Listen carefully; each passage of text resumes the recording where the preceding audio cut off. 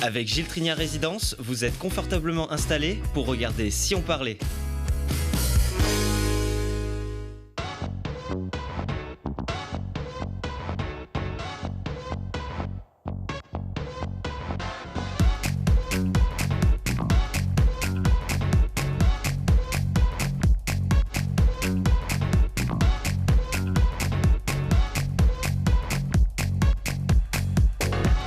Bonjour à tous, bienvenue dans Si on parlait, l'émission qui vous donne la parole chaque jour pour savoir ce qui se passe près de chez nous. Et aujourd'hui, avec nos invités, on va faire un saut pharaonique au-dessus des célèbres pyramides d'Égypte, tester le ski de randonnée à la Belle Étoile dans le massif de Beldon et s'intéresser aux bienfaits du jeûne. Et pour parler de ces sujets, j'ai à mes côtés François Néron, bonjour. Bonjour. Bienvenue, directeur de la Belle Étoile, course de ski alpinisme qui se déroule fin janvier dans le massif de Beldon et qui propose aussi aux non-initiés de découvrir l'activité au cours d'une rando étoilée. À côté de vous, Cédric Berthomier. Bonjour Cédric. Bonjour. Qui revient sur le plateau de Télé Grenoble, diététicien spécialiste de l'arthrose installé à Mélan, qui nous donnait des conseils alimentaires jusqu'à maintenant, mais on parlera tout à l'heure de jeûne. Donc là, on est dans un autre type de pratique, mais qui peut être bienfaitrice pour le corps. Exactement, on parle maintenant de prise en charge globale ou intégrative, c'est-à-dire que ça prend en charge, on n'est pas qu'une spécialité, mais on englobe plein de petites spécialités qui peuvent améliorer l'état de la personne tout simplement. Donc moi, c'est pour l'arthrose principalement. Si vous êtes à table, il faut arrêter de manger, puisque Cédric va vous donner des conseils tout à l'heure. Et puis on est avec nous également Arnaud Moret. Bonjour Arnaud. Bonjour. Bienvenue, vous faites du parachute, vous êtes grenoblois, spécialiste de vol relatif, c'est une discipline qui consiste à réaliser des figures pendant la phase de chute libre, et on va démarrer cette émission et cette nouvelle année en prenant un peu de hauteur et un peu de soleil avec vous, puisque on va aller sauter au-dessus des pyramides d'Égypte. Ça fait, je crois, une quinzaine d'années que vous pratiquez le parachutisme. C'est ça, je l'ai découvert grâce à des amis qui m'ont offert un saut en parachute, j'en avais jamais entendu parler. Et puis les images prouvent que j'ai bien accroché et je me suis régalé, je continue à me régaler, il y a un cercle d'amis et on fait des choses assez exceptionnelles pour moi. Donc les amis ont plaisir de le partager. Ont bien fait de vous diriger vers cette... Je remercie les amis, oui. C'était pour mes 30 ans, donc voilà. C'était un cadeau d'anniversaire. Exactement. Un genre de baptême qu'on offre comme ça, en se disant tiens, il va avoir bien peur et puis... Finalement, il a accroché. Voilà. Bon, c'est une bonne idée. L'expérience en parachutisme, ça se compte plus en nombre de sauts qu'en nombre d'années, j'imagine. Oui, il y a un peu les deux, mais c'est essentiellement le nombre de sauts, oui, clairement. Vous en êtes à combien, vous? Un peu plus de 2000. Ah oui, quand même. Ouais. Alors, ça représente finalement pas longtemps, parce qu'un saut, c'est quoi une grosse minute? Non, un saut, voilà, c'est de l'ordre de 50 secondes de chute libre. Après, il y a la partie sous voile qui peut prendre, allez, on va dire 2 minutes si on va très vite pour se poser, et jusqu'à 7-8 minutes si on prend le temps de profiter du paysage et qu'on a ouvert le parachute un peu plus haut. Donc voilà, et des fois c'est très agréable typiquement sur les pyramides, il y a des sauts qui étaient prévus pour qu'on puisse profiter du paysage et s'en imprégner avant de se poser, donc on ouvrait un petit peu plus haut que d'habitude et passer au-dessus des pyramides à la verticale, c'est quand même exceptionnel. Alors le parachutisme, c'est un sport individuel mais qui peut se pratiquer en équipe, puisque vous participez régulièrement à des sauts collectifs qu'on appelle en grande formation, des sauts assez spectaculaires à voir. Là, j'ai des images d'un record du monde que vous aviez établi en 2017. Alors, vous n'étiez pas seul dans le ciel américain? Non, on était un peu plus de 200, donc effectivement pas seul. Et c'est effectivement de la grande formation. Donc la grande formation, ça commence à peu près à 20 personnes. En dessous, c'est du vol relatif à 4 ou à 8 ou à 16. Et là, le jeu consiste à se retrouver d'abord en sortant d'une dizaine d'avions. Donc il y a 20 parachutistes par avion, on se retrouve, on se regroupe, on fait une première figure. Une fois que la figure est faite, le chef au centre avec la petite banderole qu'on voit flotter au vent donne le top départ pour le deuxième point. Donc là, ça veut dire que une partie des parachutistes se lâche, on se regroupe sur une deuxième figure, bien évidemment qui est préparée à l'avance, et puis une troisième figure, et ça constitue le record du monde. Voilà. Et après, on se sépare avant d'aller ouvrir les parachutes. Alors, ça ne s'improvise pas, ce genre d'exercice. Je crois que vous êtes d'ailleurs formé aux États-Unis à cette discipline. C'est ça. C'est qu'en fait, c'est une amie grenobloise qui m'a fait découvrir ça au travers d'images du record européen qui date de 2000. 2012, je crois. Et là, j'ai rêvé en voyant les images. Je me suis dit, ça, je veux essayer. En France, c'est très compliqué de faire de la grande formation puisque on manque d'avions, en fait. Les plus gros avions qu'on a font 20 places, donc c'est un petit peu compliqué. Du coup, je suis parti aux États-Unis, en Californie, où là, ils font des stages donc de formation, groupe de 40, groupe de 80, groupe de 100. Je me suis régalé. Ils m'ont proposé de rester une semaine de plus pour un événement qui était sur invitation. J'ai changé mes billets d'avion et je suis resté. J'ai prévenu mon employeur que je serais là une semaine plus tard et je me suis régalé parce que les camps de formation, c'est de la formation. Au sens, vraiment, on apprend les choses, on sait comment faire, voilà, on progresse. Et puis, le camp sur invitation, là, par contre, c'est des gens qui sont formés, on va vite, on fait des points. Et c'était une autre dimension, et là, je me suis dit, ça, j'adore. On voit là les avions qui emmènent les parachutistes. On peut aller jusqu'à combien de parachutistes en même temps sur ce type d'exercice ? Le record actuel est à 400. Voilà. 400. Donc, moi, je n'y ai pas participé. C'était avant que j'arrive dans la discipline. Donc, je rêve qu'il y a eu une projection pour faire un 500, mais c'est très compliqué parce que pour mettre 500 personnes en l'air, à part l'armée, il n'y a pas grand monde qui sait faire. Donc, il faut trouver un pays qui nous accueillerait, il faut trouver les moyens. Et si quelqu'un nous entend et souhaite le faire, on sera partant et les 500 personnes, on les trouvera. Bon, alors, il y a quelques semaines, on peut me lancer un appel, s'il y a des spécialistes du vol relatif qui veulent s'associer à ce projet des 500. Ceux-là, on là, les a. Oui, c'est l'infrastructure. Voilà, c'est l'infrastructure et les avions dont on a besoin. Alors, il y a quelques semaines, vous avez participé à un vol où vous étiez moins nombreux, mais sur un site assez particulier, un des sites les plus connus au monde, les fameuses pyramides d'Égypte. J'imagine que tout le monde ne peut pas aller sauter comme ça en parachute au-dessus des pyramides. Alors effectivement, il y a un gros travail qui a été fait par Skydive Pharos sur place pour obtenir les autorisations, mettre en place la structure, avoir un avion, parce que c'est l'armée qui nous a largués, donc ça veut dire qu'il faut des connexions, il faut les L'armée égyptienne ? L'armée égyptienne, tout à fait. Il faut les connexions pour avoir ce type d'avion, décoller de l'aéroport du Caire, donc aéroport international, donc toutes les processus d'entrée sur une zone internationale, de rentrer dans un avion qui reste un avion militaire, un Hercule. Donc c'est un avion qui peut contenir jusqu'à une centaine de parachutistes. Et là, effectivement, on était pour faire un record d'Égypte et un record d'Afrique de plus grande formation. Alors c'est un record qui est plus modeste parce qu'on était 50, mais c'est un record qui est exceptionnel et qui restera en mémoire parce que pour moi c'est au-dessus des pyramides. Le site est juste exceptionnel. On n'est pas sur un aérodrome, on n'est pas en Californie sur une zone de saut. On est au-dessus des pyramides qui ont des milliers d'années et c'est magique. Donc évidemment, il y a toute la pression qui se met parce que, voilà, comme je vous l'ai dit, il y a l'armée, il y a l'avion, il y a les gardes qui vous encadrent pour rentrer dans l'avion, etc. Et puis, le premier saut, on n'a qu'une envie, c'est quand même de regarder les pyramides. Et le coach nous a bien dit, non, le premier saut, on se concentre, on fait le travail correctement, on se pose en sécurité parce que c'est pas une zone de saut classique, elle n'est pas plate, il y a des cailloux, elle est ouverte au public, donc il y a les chameaux, il y a tout ça. Et malgré tout, dès que la première figure est faite, on est quand même plusieurs, je dis on parce que j'en ai fait partie et le chef l'a vu, mais j'ai quand même jeté un œil en bas parce que quand même c'était magique. Ouais. Bon, la différence avec le record américain qu'on a vu, c'est que là vous étiez les 50 dans le même avion, à partir en même temps. Donc on est dans un Hercule qui a pour propriété d'avoir ce qu'on voit, c'est-à-dire c'est une porte arrière, donc on sort tous par l'arrière. Ça c'est magique parce qu'on peut courir. Le défaut de l'Hercule, c'est qu'il avance à plus de 300 km/h. Donc il faut être extrêmement précis sur le largage parce qu'à 5 secondes de plus, on se retrouve à 2 km de là. Voilà, donc il y a cette petite pression de sauter au bon moment. Et puis il y a une petite pression, c'est qu'entre le dernier qui sort et le premier qui est sorti, il y a une distance considérable à couvrir. Donc les derniers se regroupent et comme c'était la première fois, et on le voit à peine sur les images, mais la ville du Caire est juste à ras des pyramides. Donc il ne faut pas faire d'erreur, il faut être capable de revenir se poser au bon endroit, etc. Et ça n'avait jamais été fait en Égypte. Voilà. Chacun a son rôle en tête là, sur une figure comme celle-là. Ça c'est ma caméra, donc c'est ma position, c'est ma main qu'on voit à droite. Et effectivement, chacun a sa position, on sait exactement ce qu'on doit faire et comment, à quel moment.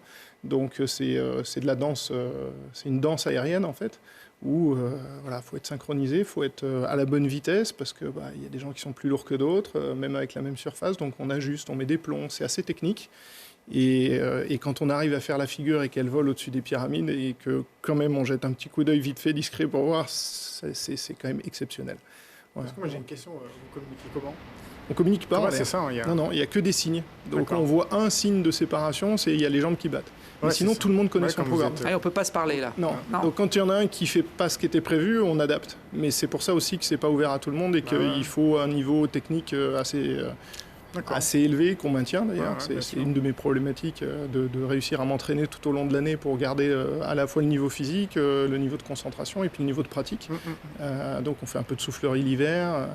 Voilà. Mais comme on voit les images, la volée au-dessus des pyramides, on voit la ville du Caire qui est juste à Ras. Là, on est strictement au-dessus de la ville. Et puis, quand on va ouvrir les voiles, on va retourner avec les vents qui nous poussent se poser au pied de la pyramide. Vous chutez à quelle vitesse là sur un À peu près 200 km/h. Voilà. Donc là, on était largué à 4500 mètres. Donc c'est un petit peu plus haut que ce qu'on fait en France, où on est plutôt à 4000 mètres, mais c'est aussi parce que pour des raisons évidentes de sécurité, on séparait un peu plus haut. C'est-à-dire que le groupe, on ne devrait pas tarder à le voir. On va sur une prochaine séquence. Ouais, j'ai fait durer le plaisir avec ces images assez extraordinaires. En tout cas, chaque seconde compte, j'imagine, pour réussir la figure avant d'être obligé de se séparer, d'ouvrir le parachute. Voilà. Il faut réussir à gérer la vitesse sans se précipiter. C'est-à-dire qu'il y a un ordre d'appontage. C'est-à-dire quand on arrive sur la figure, on apponte la figure. Il y a un ordre, il y a une séquence à respecter. Donc il faut à la fois aller vite et tout en s'assurant que les autres sont au bon endroit, que nous, on est au bon endroit, que les références sont les bonnes, qu'on arrive à la bonne vitesse, à la bonne altitude, etc. Et en plus, avec la complexité de se synchroniser avec les pyramides. Là. Je ne sais pas si vous l'avez fait exprès, mais... Ça, c'est le boulot du vidéoman. Il faut savoir que le vidéoman, il a bien bossé, là. Juan Meyer, il est juste exceptionnel. C'est lui qui fait les films comme Mission Impossible, etc. Et il a l'art de nous mettre dans le cadre. C'est-à-dire que nous, notre boulot, c'est de faire la figure proprement et de la poser stable, ce qui est déjà pas si facile, et lui, son boulot, c'est de venir l'aligner, et il le fait de façon majestueuse, c'est magique. Donc on a des images qui sont exceptionnelles, bien cadrées, il fait ce qu'il veut avec. On réussit du premier coup un saut comme ça, ou il y a eu des... L'image qu'on vient de voir, c'était de la deuxième tentative. Ah oui. La première tentative de l'étoile qui s'ouvre, elle était un peu dissymétrique, on l'a pas trouvée très jolie, donc le chef a dit on la refait. Est-ce qu'il y a un chef d'orchestre dans tout ça? Oui, voilà, Patrick Pass, qui est toujours le même, qui depuis je dirais 7-8 ans, j'ai eu la chance d'être sélectionné, de rentrer dans son groupe, et c'est lui qui organise, qui est le chef d'orchestre de tous les records du monde quasiment. Donc il est français, il vit à Gap, c'est quelqu'un qui est très agréable, autant humainement qu'en coaching. Donc à la fois il nous apprend les choses, à la fois il sait nous recadrer quand on fait n'importe quoi, et il a toujours le bon mot pour faire réussir le groupe. Parce que là, on voit 50 personnes, mais ce n'est pas 50 Français. C'est 50 personnes de nations différentes qui viennent, on se retrouve là, on n'a pas volé ensemble depuis quelques mois, et il faut trouver les bons mots pour manager ce groupe-là. Et là, on n'a pas trop le droit à l'erreur, on avait 6 sauts de prévus sur les pyramides, pas 7. Donc en 6 sauts, il faut réussir à se caler, à faire le record, à faire les figures, et à les placer effectivement parfaitement dans l'image. Ça peut être dangereux, cette activité Toutes les activités sont dangereuses, on le verra aussi, je pense, en ski alpinisme. Mais oui, il y a une confusion générale de dire, comme il y a de la vitesse et de l'exceptionnel, c'est dangereux. En réalité, le parachutisme n'est même plus considéré comme un sport dangereux en France au titre des assurances. Donc non, c'est un sport à sensation. Il y a énormément de sensations, mais non, c'est pas dangereux. Il y a peut-être le moment où on se sépare qui est à gérer de façon un peu différente. Dans ces exercices-là, oui, il y a une part de danger. De la même façon que rouler en peloton en descente du col du Galibier, je pense que c'est dangereux aussi. Moi, je le ferai pas. Là, j'ai été formé. Toutes les personnes qui sont là sont formées. Donc c'est comme sur un circuit de Formule 1 où se suivre à 300 km/h à 2 mètres de distance, ça pose pas de problème. Là, les personnes qui sont là sont capables de faire ça en l'air. C'est-à-dire que quand on se sépare, quand on dérive, quand on approche, on sait qu'on va très vvite, qu'on n'a pas le droit à l'erreur, mais on la maîtrise cette erreur, c'est-à-dire qu'on sait qu'on va s'arrêter dans le mètre qu'on a devant nous si on en a besoin, et que le copain il va faire pareil. Donc là je suis côte à côte avec Sandro, je lui fais signe que je passe au-dessus pour le filmer au-dessus des pyramides. Ça, c'est des petits briefings complémentaires qu'on se fait entre nous, parce que j'ai vu qu'il était à côté de moi pendant le briefing, je dis ça serait cool quand on va partir. Mais Sandro, il a, 6-7 000 sauts, il maîtrise tout ce qu'il fait, il sait que moi je vais passer au-dessus. Voilà, donc, mais c'est pas complètement improvisé. Voilà. Bon, puis ces pyramides, même si vous n'avez pas pu les regarder pendant la chute libre, une fois le parachute ouvert, c'était plus facile. Ah oui, et c'est là on voit des images sous voile, c'est exceptionnel. Moi je suis passé à la verticale de la pyramide, c'est impressionnant. Là j'ai compris ce que c'était que le mot pharaonique. On les voit, je pense que tout le monde les connaît, mais d'être au pied devant, c'est très impressionnant, et passer au-dessus, c'est magique. Je pense que peu de personnes, là, je viens de me poser au pied, Donc il y a effectivement les chameliers. Petit comité d'accueil. Voilà. Alors qu'il y a les copains qui arrivent juste derrière. Je dis, bon, attendez, on va gérer les priorités.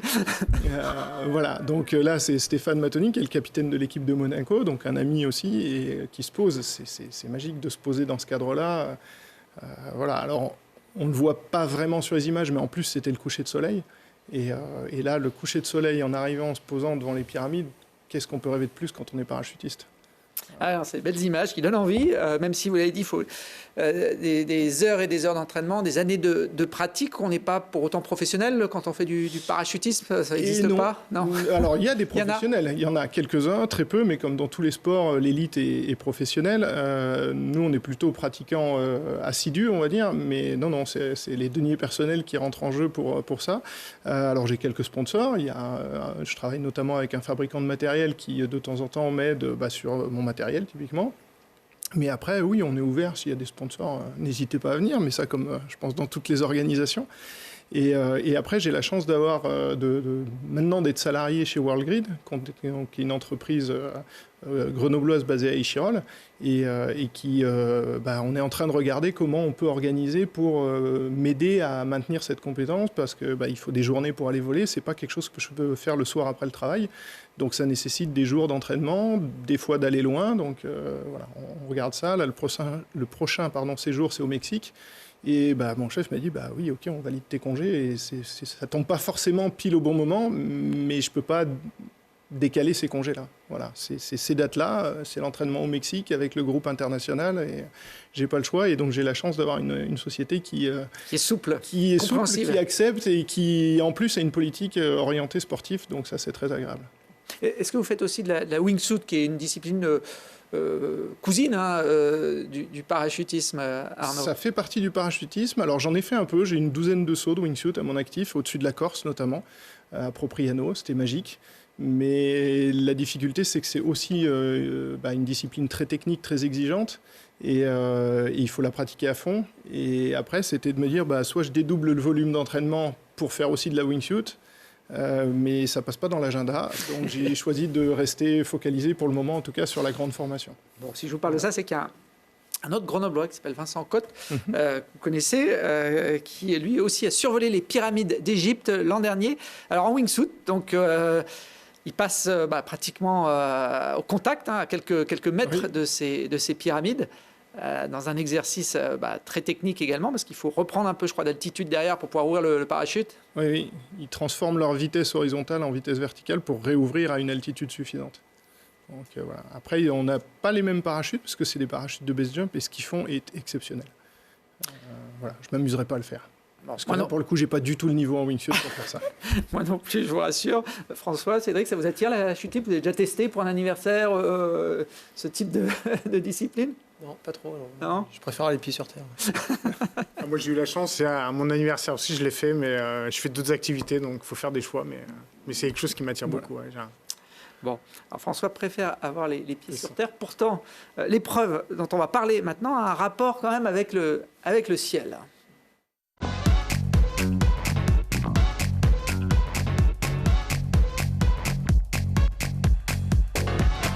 Et puisque François Néron organise la Belle Étoile, la bien nommée, qui est une épreuve de ski alpinisme.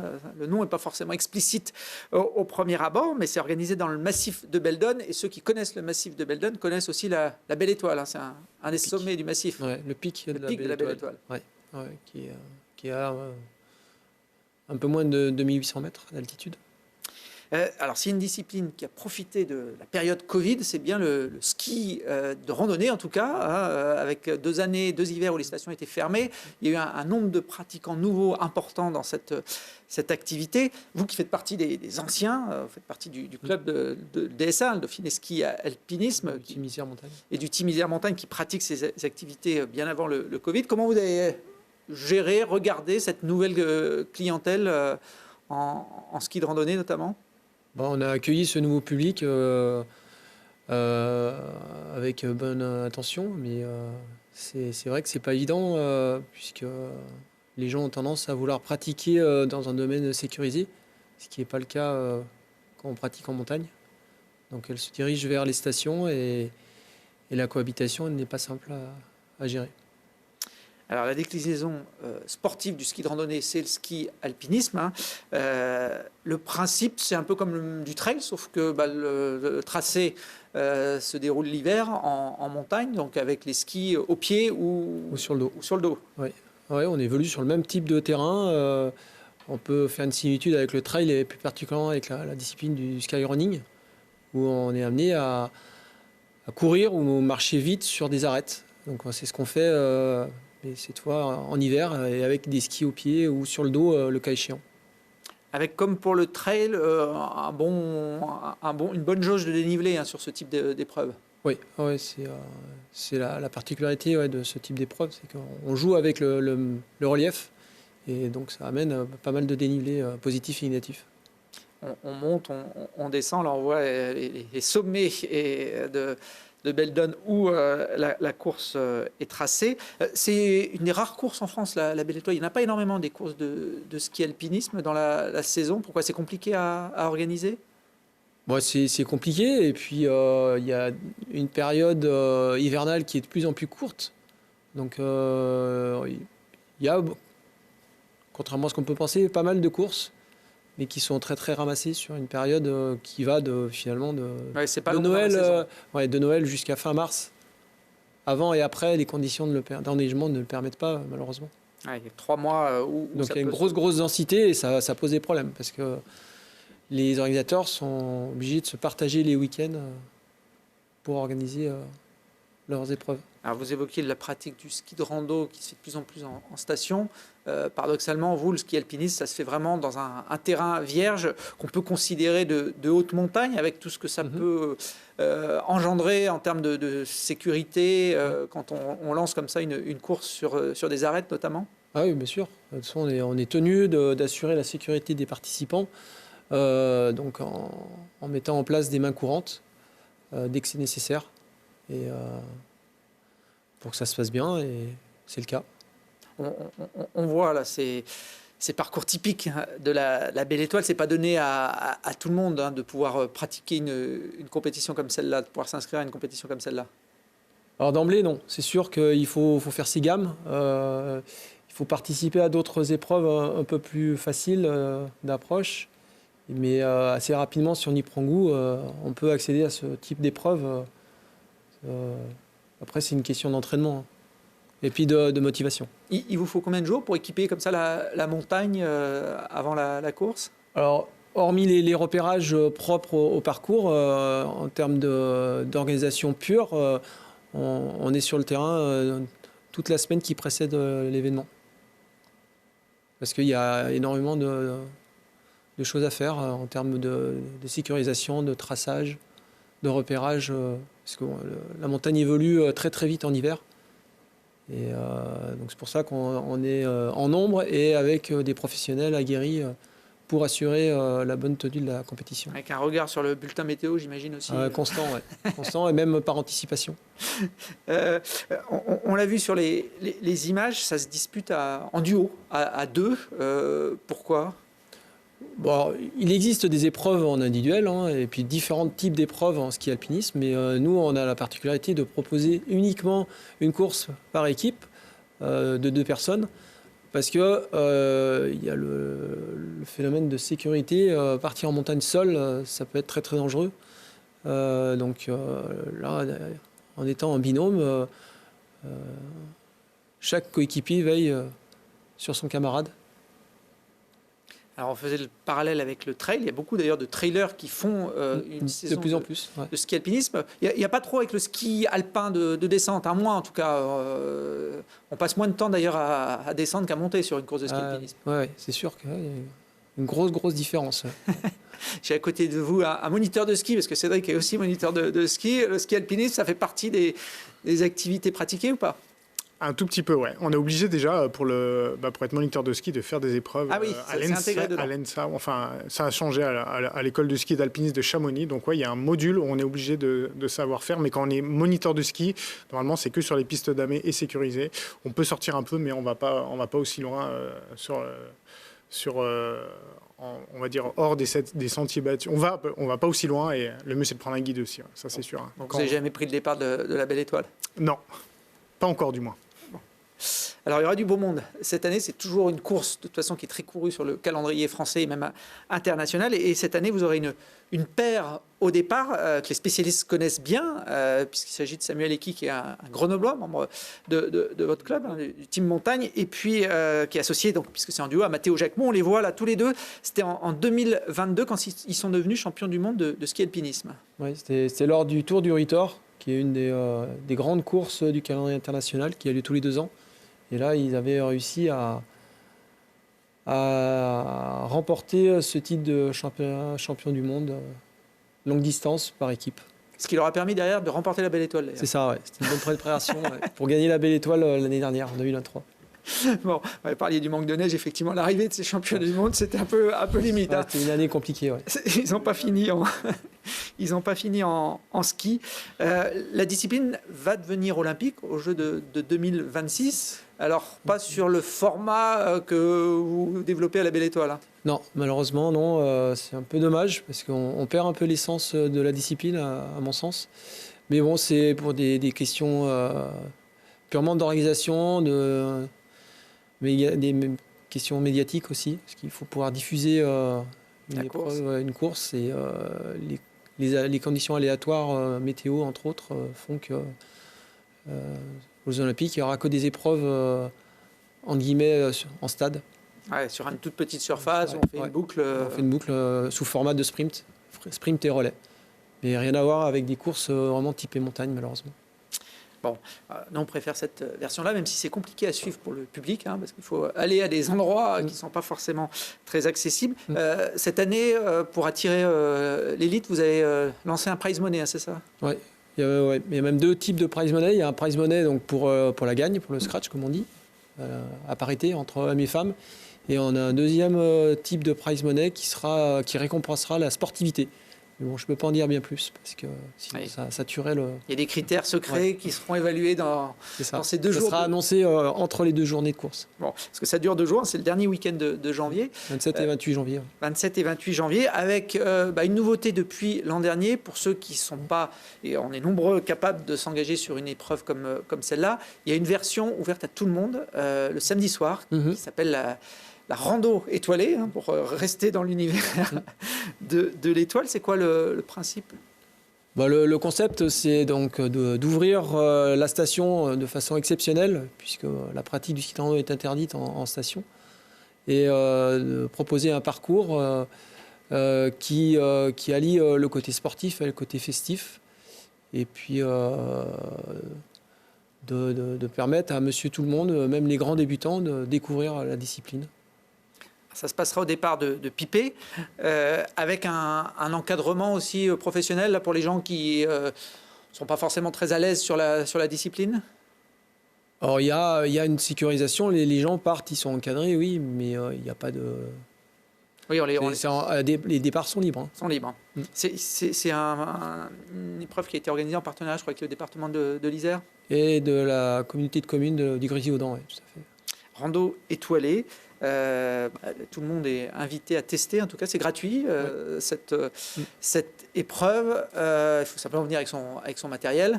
Et puis il y a un petit comité d'accueil à l'arrivée. Hein. Il y aurait normalement une ambiance un peu festive. Ouais, tout à fait. Ouais. Avec de la musique, un DJ, là, on le voit à l'image, pour animer l'après-course. Et puis avec quelques stands liés à la pratique également. Bon, ça, ce sera le samedi 28 janvier, si vous voulez tester... 27 janvier. 27 janvier, pardon. 27 janvier, oui, le 28, c'est le dimanche, fin de la Belle Étoile, la course des pros, on va dire, en tout cas des compétiteurs, mais le samedi soir, vous aurez cette ambiance en espérant que la météo soit de la partie. Il y a toutes les infos pour s'inscrire sur d'ailleurs les deux types d'épreuves sur le site bellétoileski.fr, hein, qui est le site référence où on retrouve les infos pratiques. Voilà, il s'affiche. Et n'hésitez pas à tester en tout cas cette rando étoilée qui devrait monter en puissance dans les années à venir au départ de Pipé, donc sur le domaine des 7 lots. On fait de plus en plus de ski de rando la nuit aujourd'hui, hein, en dehors de cette rando étoilée. Ah oui, parce que les gens, après leur travail, ils ont besoin de se divertir, de sortir du quotidien du travail. Et donc, oui, la pratique du ski de rando la nuit est bien présente, mais bon, faut pas faire tout et n'importe quoi. Parce sur les stations, il y a des risques Même quand les pistes sont fermées, on peut se dire on pourrait y aller tranquillement, non? Non, malheureusement, non. Il faut penser qu'il y a des gens qui travaillent, qui préparent la station de nuit avec du damage via des câbles. Et ça, c'est une composante qu'il ne faut pas du tout oublier. Ouais. Un dameur contre un ski de randonneur, c'est en général le skieur de randonnée qui perd. Ouais, c'est sûr, certain. Et puis je précise que pour ceux qui viendront en covoiturage à 3 au moins par voiture pour cette rando étoilée, il y a un sac de produits locaux qui sera offert. Ouais. Voilà, pour inciter aux bonnes pratiques, des produits Alpisair, voilà, dont vous aurez forcément l'occasion d'apprécier, sauf si on suit les conseils de Cédric.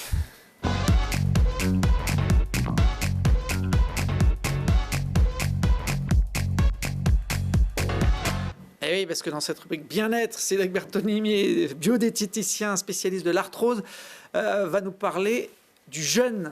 Alors, à l'époque, quand vous veniez dans cette émission, c'était pour nous donner des bons conseils pour bien manger.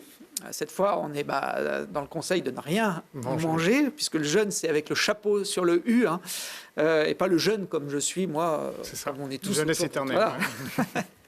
Comment on peut le définir d'ailleurs, le jeûne avec le chapeau sur le U? Le jeûne avec le chapeau, c'est une non-prise alimentaire volontaire ou involontaire pendant au moins 16 heures. Ça, on va dire, c'est un peu la définition de base. Donc voilà. Après, il y en a, ils le font presque naturellement parce qu'ils ne mangent pas le matin et du coup, ils sautent entre le repas du soir et le midi, ils le font un peu, mais c'est à partir de, on va dire, de 16 heures. 16 heures qui est le... Voilà, et qu'on a les bénéfices vraiment du jeûne. Et on a tous, c'est vrai que on a parlé du jeûne beaucoup un peu après le Covid, notamment sur les réseaux sociaux. Pourquoi ? Tout simplement parce que pendant le Covid, la prise de poids moyenne pour les Français, a été entre 2,5 et 3,3 kilos dû au fait qu'on reste chez soi. Et donc, c'est vrai que le jeûne a été beaucoup galvaudé sur la perte de poids. Donc, certes, ça marche bien pour la perte de poids. Mais il y a plein d'autres choses, bénéfiques pour le bien-être de manière générale. Mais c'est pas naturel de ne pas manger. Eh bien, si, justement, en fait, comme je dis, on est vraiment câblé génétiquement. D'ailleurs, tous les mammifères sur Terre ont des phases de jeûne, donc ça peut être quand ils sont malades. La plupart des animaux sur Terre jeûnent quand ils sont malades, soit parce qu'ils sont malades, ils ont une infection, ou même quand ils sont blessés. Après, pendant toutes les périodes de rut aussi, ou de ponte, la plupart du temps, en fait, manger prend de l'énergie, et donc se battre ou, on va dire, mettre bas demande aussi de l'énergie. On ne peut pas faire les deux en même temps. Et donc, ces périodes-là, on a aussi l'hibernation, donc on connaît tous. On a aussi, qu'on connaît moins, l'estivation. L'estivation, c'est plus en Afrique, c'est par exemple les crocodiles ou les serpents qui se mettent au frais pendant l'été parce qu'il fait tellement chaud qu'ils brûleraient. Après, on a les migrations également, qui sont des périodes où on jeûne pendant tout le temps. Quand tous les oiseaux traversent l'Atlantique, il n'y a rien à manger. Les animaux, les oiseaux terrestres n'ont rien à manger, donc il faut bien qu'ils... Ils n'ont pas le choix. Voilà, ils n'ont pas le choix. Ils n'ont pas le choix, effectivement. Donc ça, c'est vraiment les principales raisons, que le jeûne, au final, est naturel. Vous évoquiez les réseaux sociaux. Effectivement, le Covid a dû amplifier cette tendance à parler du jeûne, un peu à tort et à travers, parce que sur les réseaux sociaux, c'est pas toujours facile de choper les bonnes informations. En quoi cette pratique peut être bénéfique ? Donc elle est bénéfique sur plein de choses. Déjà, très rapidement, vous pouvez perdre du poids. D'accord ? Donc la perte de poids, la plupart du temps, est quand même bienfaitrice pour la plupart des pathologies. Pour monsieur et madame tout le monde, souvent, on va baisser son cholestérol, on va baisser ses triglycérides sanguins, on peut améliorer sa glycémie, c'est le taux de sucre qu'on a dans le sang. Donc la plupart du temps, les bénéfices sont bien. Après, faut apprendre vraiment à savoir à bien faire ce jeûne. Le jeûne se prépare, c'est pas du jour au lendemain, je vais sauter de repas et je vais voir comment ça passe. Non, on fait ce qu'on appelle une descente alimentaire et une remontée alimentaire sur des jeûnes plus longs. Mais au début, on peut partir sur des jeûnes alternatifs ou des jeûnes, le 16-18, qui a vraiment été le jeûne le plus parlé dans les réseaux sociaux. C'est-à-dire, pendant 16 heures, vous ne mangez pas et après, vous donnez 8 heures pour vous alimenter. Donc voilà, après vous avez des jeunes un jour sur deux, vous avez des jeunes progressifs qu'on dit à partir de 24 heures. Il faut savoir que le record, entre guillemets, comme je disais tout à l'heure, c'est plus de 350, c'est je crois 362 ou 382 jours pour une personne obèse. Sans manger. Ouais, qui était un Mexicain. Donc évidemment, il a de l'hydratation. Il était suivi médicalement parce que c'était une personne très obèse. Il a des compléments alimentaires pour toutes les carences, mais on ne va pas mourir de faim. La plupart du temps, non, on ne meurt pas de faim rapidement. À 360. Ah non, quoi, sans manger. Ouais, plus d'un an, c'est ça. Ouais. Faut... Comme beaucoup de choses, en fait, il faut trouver le jeûne, il faut y aller doucement.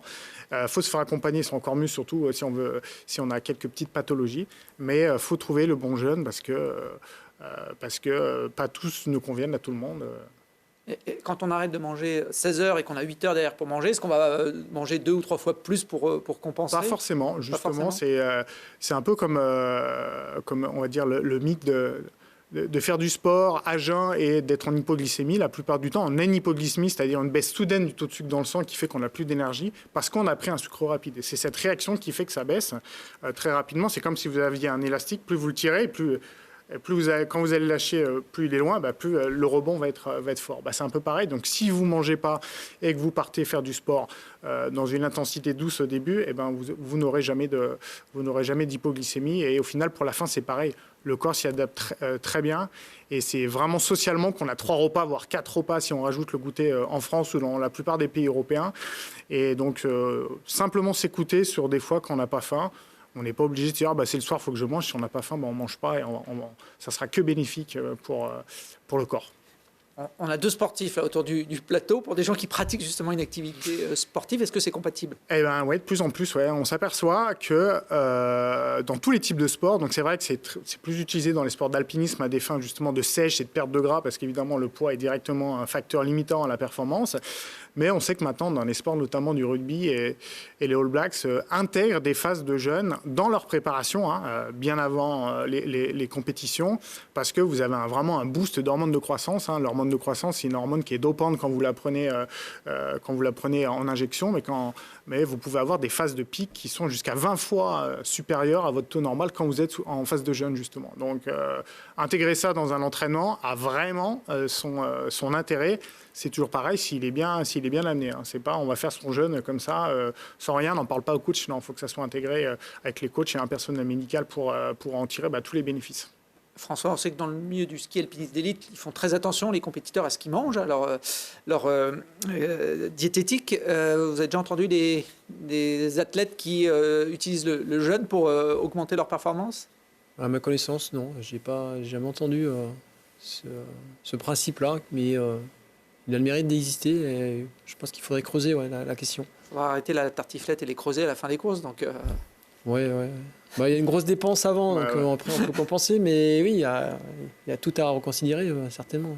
C'est comme tout, c'est un moment choisi. Il y a des moments pour manger, il y a des moments pour moins manger. En fait, c'est l'alimentation, la diététique, c'est bien gérer ça. On pourrait prendre le départ d'une compétition ou d'un marathon sans avoir mangé les 16 heures précédentes? On parle souvent de la pasta party, il faut charger. Effectivement. Alors oui, la pasta party, à la base, ça vient un peu du vélo. Le vélo, c'est quand même des efforts qui sont plus longs. On considère déjà, sans même être en jeûne, qu'on a à peu près 1h30. C'est vrai que là, ça fait un petit laïus aux boissons énergétiques. La plupart du temps, ça ne sert à rien de prendre une boisson énergétique, sans même parler de jeûne là, si votre effort n'est pas supérieur à 1h30, parce que votre corps, heureusement, a quand même les capacités de réserve pour ça. Mais non, sur un organisme entraîné, vous pourriez très bien... D'ailleurs, l'avantage, plus vous allez vous entraîner à jeun, plus votre corps va utiliser ces graisses qui ont un rendement énergétique, enfin ces graisses qui se transforment en corps cétonique, qui ont des rendements énergétiques plus élevés en fait que les glucides, que les sucres, que le fameux glycogène qu'on dit, dont on fait les réserves en prenant des pastas parties. Donc c'est pour ça que c'est vraiment quelque chose qu'il faut écouter aussi bien d'un point de vue arthrose, parce qu'il y a des vraies vertus anti-inflammatoires, mais d'un point de vue aussi sportif, parce qu'on optimise son métabolisme énergétique. Et dans certains cas, on peut aussi favoriser la prise de muscle parce que le jeûne, dans certains cas, peut aussi... donc c'est vraiment bien intégré, c'est vraiment un outil qu'il faut, selon moi, vraiment se porter, porter attention. Dans le cyclisme, je pense qu'ils ont un cran d'avance sur tous les autres sportifs. Les formations actuelle du peloton professionnel travaille énormément sur cette question-là. Ouais, parce qu'ils font vraiment La chasse, la chasse au gras. Ouais. gras et Rapport poids-puissance est prédominant dans ce. on voit les coureurs du Tour de France, on est impressionné de la carrure très frêle de certains champions. Vous l'avez dit, c'est vrai qu'il ne faut pas faire n'importe quoi quand même avec le jeune, on prive son corps d'alimentation. Vous avez une plateforme qui va se créer dans laquelle vous allez collaborer là, dans l'année 2024. C'est ça, c'est une plateforme qui s'appelle DocLivy, donc c'est une plateforme qui est dite de médecine intégrative ou médecine holistique ou prise en charge globale, c'est-à-dire que dans cette plateforme, moi je vais m'occuper pour le coup des personnes qui auront de l'arthrose et de la perte de poids, mais c'est leur amener tous les outils pour avoir une perte de poids avec une restriction alimentaire, parce que je n'ai pas parlé de ce jeûne, nous l'équivalent de jeûne qu'on va faire, c'est des termes un peu, c'est une restriction alimentaire 1 jour sur 2 de 600 kilocalories, donc avec des aliments spécifiques. Et l'autre journée, ça sera sur un mois. L'autre journée, vous avez un régime type méditerranéen pour vraiment apporter toutes les vitamines et minéraux et bien vieillir. Et le but vraiment d'avoir une prise en charge globale, c'est que les résultats sont bien plus élevés parce qu'on travaille sur on va dire un triptyque de nutrition, sommeil et activité sportive et la gestion des émotions. Et la plupart du temps, quand vous faites ça, ça fonctionne vraiment bien mieux pour les résultats. Bon, doclivy.fr, le titre s'est affiché sur cette émission. Merci d'être venus tous les trois. J'allais dire que ça m'a donné faim, mais non, c'est pas le cas. Je vais tester cette formule parce que moi aussi j'ai envie d'être en bonne santé le plus longtemps possible. Et puis pour pouvoir retrouver nos téléspectateurs très rapidement pour une prochaine émission. Merci à tous. Merci.